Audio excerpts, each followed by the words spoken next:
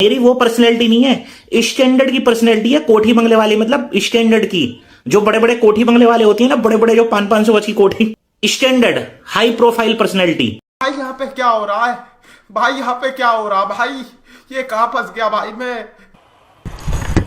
আসসালামু আলাইকুম সবাইকে, welcome to my YouTube channel.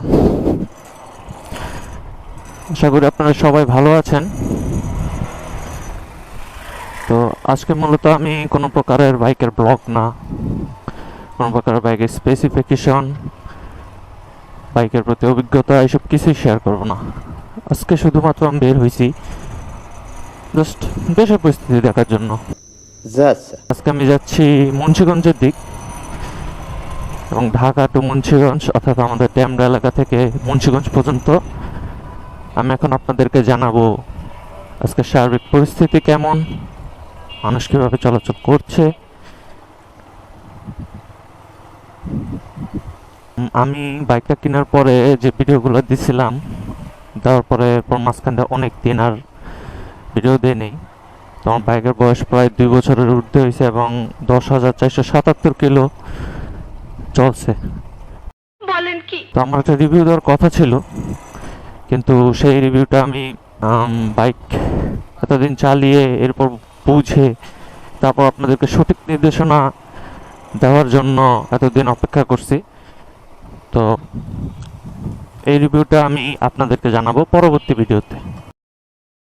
তবে আজকের এই ভিডিওতে কোনো প্রকার বাইক নিয়ে কথোপকথন আলোচনা এগুলা তেমন কিছু থাকবে না, হয়তো হইলেও টুকটাক, এবার না হইলে নাও হতে পারে। আমরা সবাই জানি যে দেশের মধ্যে একটা খুবই ভীতিকর এবং খারাপ অবস্থা বিস্তার করছিল এই আন্দোলনকে ঘিরে। তবু আমরা সবাই একত্রিত হয়ে আমরা দেশটাকে আবার পুনরায় স্বাধীন করতে পেরেছি, এটাই আমাদের জন্য একটা গৌরবময় বিষয়। এই সকালবেলা আমি মূলত ওয়েদারটা অনেক সুন্দর, হয়তো ক্যামেরায় বোঝা যাচ্ছে না কারণ আমি তার ভাই গোপ্রো ইউজ করি না। গোপ্রো যারা ইউজ করে তাদের কাছে গেলে আপনি হাতে দেখতে পারেন যে ওয়েদারগুলো কীরকমভাবে ফুটে, কিন্তু আসলে এই ক্যামেরাগুলোতে তেমনভাবে ফুটানো যায় না। আমার পক্ষ থেকে আপনাদের সকলকে স্বাধীনতার শুভেচ্ছা। আমরা সামনে যেতে যেতে এখন পরিস্থিতি দেখব। মূলত ছাত্ররা পরিস্থিতি নিয়ন্ত্রণে নিয়েছে। আমরা জানতাম যে এরকম আমাদের ইয়ের কারণে, আন্দোলনের কারণে দেখা গেছে যে আপনার পুলিশ প্রশাসন বা বিভিন্ন রকমের দেশের যেসব অবকাঠামো ছিল সব কিছু এলোমেলো হয়ে গেছে।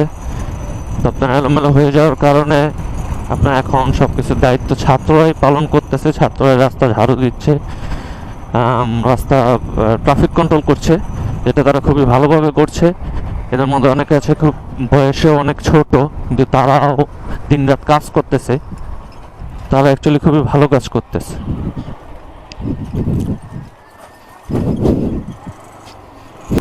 তবে এই আন্দোলনকে ঘিরে আমরা এতদিন অনেকে অনেক কিছু নিয়ে আতঙ্কে ছিলাম, বিশেষ করে গুজব তো একদম আলটিমেট লেভেলের গুজব। যে গুজব আমাদের অনেককেই রাতে ঘুমাতে দেয় না, নির্ঘুম রাত কাটাতে বলছে। ঠিক আছে, যে গুজবের কারণে আমিও ঘুমাইতে পারি নাই। ইভেন যা হয়েছে, আমার এক ফ্রেন্ড সারা রাত শুধু আমাকে বিভিন্ন রকমের ভিডিও দিছে, বিভিন্ন রকম মানুষের লাইভগুলো দিছে, যেখানে তারা র এজেন্টদের কথা বলতেছে। তারা খালি র র র র বলতেছে। এয়ারপোর্ট পুলিশদেরকেও মানুষ র বানায় দিছিল। আমার ফ্রেন্ড আমাকে সারা রাত জেগে জেগে ভিডিও দিছে। ও লিটারেলি গুজবের সমাজ সেবা শুরু করে দিছে।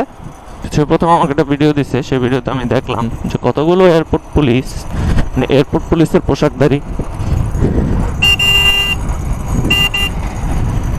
পুলিশের পোশাকধারী তারা এয়ারপোর্ট থেকে বের হয়ে সামনের দিকে যাচ্ছে।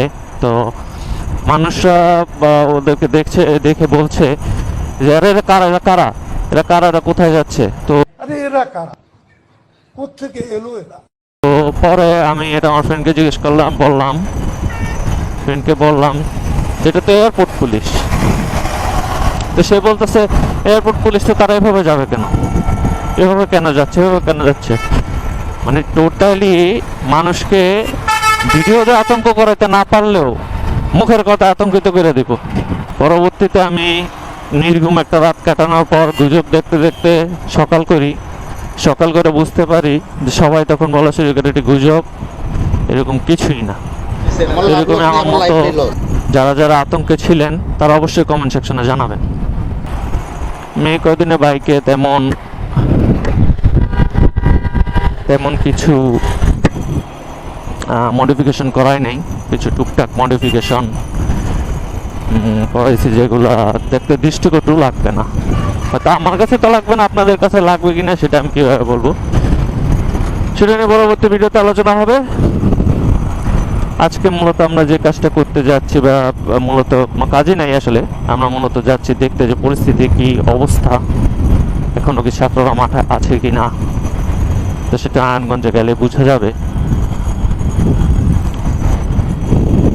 তবে আমাদের দেশে এখন অনেকটাই মানুষ শান্তশিষ্ট হয়েছে, অনেকটাই মানুষ আতঙ্ক থেকে মুক্ত হয়েছে। কারণ দেখা গেছে যে আন্দোলন শেষ হওয়ার পরও অনেকেই আতঙ্কিত ছিল, অনেকে এখনও আতঙ্কিত আছে, কারণ এখনও অনেক জায়গায় বিক্ষোভ অনেক কিছু হচ্ছে। তবে এগুলো ছাত্রদের না, আশা করি দেশ পুরোপুরি স্বাভাবিক পরিস্থিতিতে চলে যাবে, আমরা আবার স্বাভাবিকভাবে জীবনযাপন করতে পারবো, যে যার কাজে যেতে পারবো। এখনও তো যাচ্ছে, তবে এখনও মানুষ অনেকটা আতঙ্কিত, সেটার সেই হিসাবে কথা বলছি। যে যার মতো শান্তিতে দেশে চলাচল করতে পারবো, কোনো প্রকার আমাদের ঝামেলা হবে না। তবে হ্যাঁ, দেশের বর্তমানে পরিস্থিতিতে আমাদের যেরকম সবাই ঐক্যবদ্ধ হয়ে কাজ আমরা করেছি, সেরকম আমাদের সব সময় দেশের প্রত্যেকটা সময় আমাদের যত কিছু খারাপ সময় হোক না কেন, আমাদেরকে একসাথে কাজ করে যেতে হবে দেশের ভালোর জন্য। কেননা দিন শেষে এই দেশ আমার, এই দেশ আপনাদের সবার, এই দেশ পুরো জনগণের, এই দেশ রক্ষা করার দায়িত্ব আমাদের সবার। হ্যাঁ, তো এখন আমি কথা বলবো স্বাধীনতার বিষয়ে। যে আসলে আমাদের স্বাধীনতা পাওয়ার পর আমরা যেমন অনেক মানুষ খুশি হয়েছে, আবার কিছু মানুষ আছে স্বল্পবুদ্ধি সম্পন্ন, আমাদের পার্শ্ববর্তী দেশের কিছু স্বল্পবুদ্ধি সম্পন্ন মানুষ এবং আমাদের দেশেরও কিছু স্বল্পবুদ্ধি সম্পন্ন মানুষ, তারা দুঃখিত, তারা খুবই দুঃখিত, এবং তাদের জন্য আমি জানাই আমার হৃদয়ের অন্তঃস্থল থেকে দুঃখ। আমি তাদের জন্য খুবই দুঃখিত, এবং তাদের জন্য আমি আমার মন থেকে আমার দুঃখটা জানাচ্ছি, আপনারা কেউ ভুল বুঝবেন না। এই আন্দোলনকে ঘিরে আমার এক বন্ধু এই আন্দোলনে গিয়েছিল। আন্দোলনের শেষে স্বাধীনতা শুভেচ্ছা দিতে আমি তার বাসায় যাই যেমনটা দেখি। तो मैं 50 बार बोल रहे हैं, पढ़ने निकले वाले छात्रों को राजनीति से दूर रहना चाहिए, हैं? लेकिन नहीं, तुम्हारे गांव में चनूने काट रहे हैं। इलेक्शन में खड़े होंगे, कन्विंसिंग करेंगे। আমি জানি অলমোস্ট সবার বাসায় এরকম হয়েছে, হয়তো অনেকেরই বাসায় এরকম হয়েছে। কারণ কারো পরিবার থেকেই হয়তো আপনার অনেক পরিবার থেকেই যাওয়ার নির্দেশনা দেয় না, যেতে মানা করছে।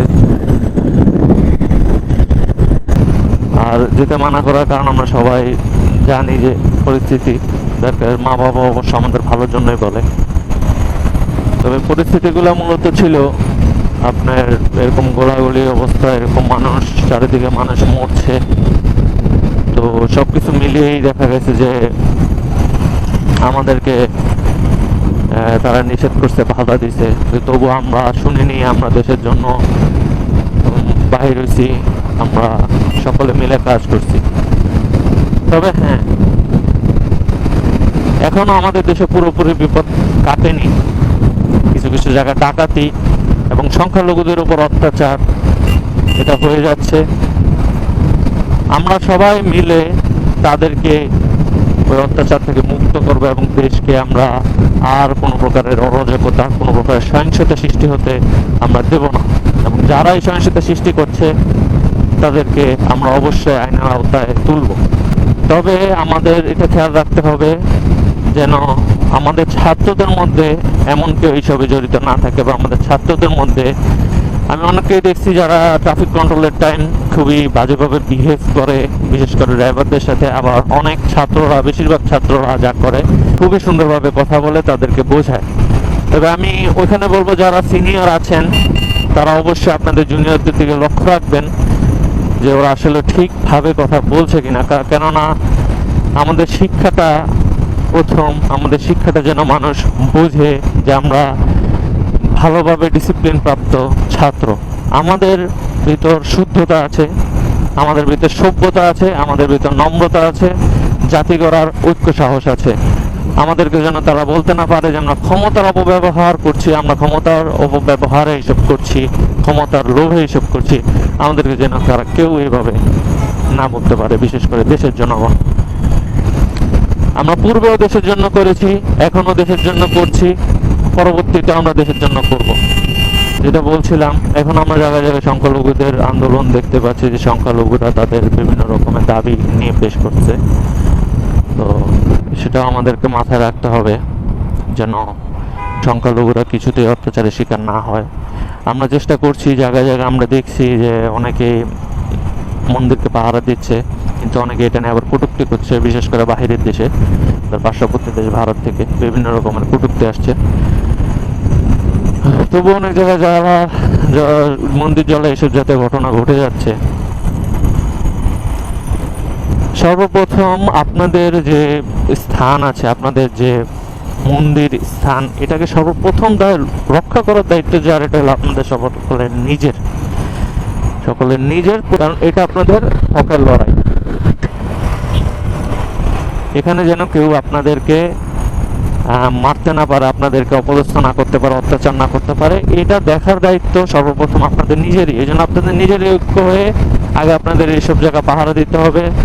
দরকার পড়লে কয়েকদিন নির্ঘুম কাটাবেন, তবু নিজের পরিবারের রক্ষার্থের খাতিরে, নিজের ধর্মস্থান রক্ষার খাতিরে আপনারা সজাগ থাকবেন। বিভিন্ন জায়গায় ডাকাতির ঘটনাও ঘটতেছে, আমরা জায়গায় জায়গায় পাহারা দিচ্ছি ঠিকই, তবে কিছু নির্জন এলাকা যেগুলোতে এখনো ছাত্ররা পাহারা দেয়নি বা কেউ পাহারা দিচ্ছে না, সেখানে সুযোগ নিয়ে ডাকাতরা ঢুকে পড়ে ডাকাতি করে চলে যাচ্ছে। তো এক্ষেত্রে আমরা আশা করবো যে কোনো একটা এলাকা, কোনো একটা বিন্দু পরিমাণ এলাকা যেখানে মাত্র 10 জন মানুষ বাস করে, এরকম এলাকা হোক না কেন, সেই এলাকাগুলো আমরা সবাই মিলে ঐক্যবদ্ধ আপাতত পাহারা দিব, যতদিন না পর্যন্ত সব কিছু টোটালি স্বাভাবিক হয়ে যাচ্ছে। কারণ আমরা এখনও দেখতে পাচ্ছি যে মানুষ অনেকে অনেক কিছু নিয়ে আতঙ্কে আছে, বিশেষ করে ডাকাতিটার বিষয় আর সংখ্যালঘুরা তাদের উপর অত্যাচারের বিষয়টা। তারা অনেকেই হয়তো আমাদেরকে ভুল বুঝছেন বা আমাদেরকে মনে করছেন যে আমরা মুসলিমরা ইচ্ছা করে এসব করতেছি বা এরকম। দয়া করে আপনারা কোনো প্রকারের গুজবে কান না দিয়ে প্রথমে সত্যটা যাচাই করবেন যে আসলে আমরা কতটুকু আপনাদের জন্য করার চেষ্টা করছি। পরিশেষে বলবো, আমরা দেশের সবাই একসাথে থাকি, আমরা সবাই দেশের নাগরিক। আমাদের মধ্যে কোনো প্রকার যাতে হিন্দু মুসলিমের জাতি বৈষম্যতা, ধর্ম বৈষম্যতা না থাকে।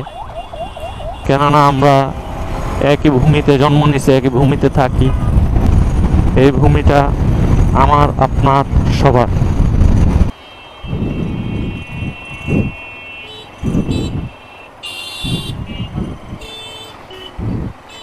যে রং দিয়ে যাচ্ছে, দেখেন আপনারা এইসব করবেন না। দেশে এখন প্রশাসন নাই বিধি আপনার যে আইন লঙ্ঘন করে চলবেন, এটা কিন্তু ঠিক না। অনেকে বিভিন্ন রকমের আইন লঙ্ঘন করে চলছেন, ঢাকা শহরে হেলমেট ছাড়া বেরিয়ে গেছেন, হেলমেট পরতেছেন না, কাগজপত্র সাথে রাখতেছেন না, তো এগুলো করা তো ঠিক না।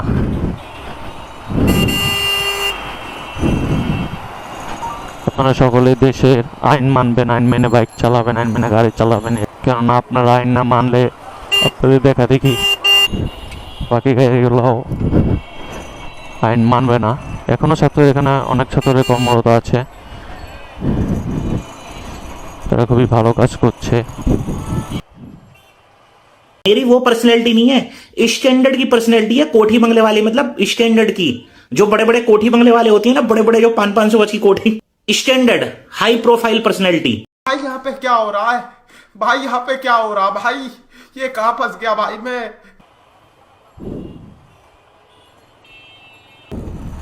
ওয়াও, সব ওয়েদার এখন আবার সুন্দর হয়ে গেছে, রোদটা চলে গেছে।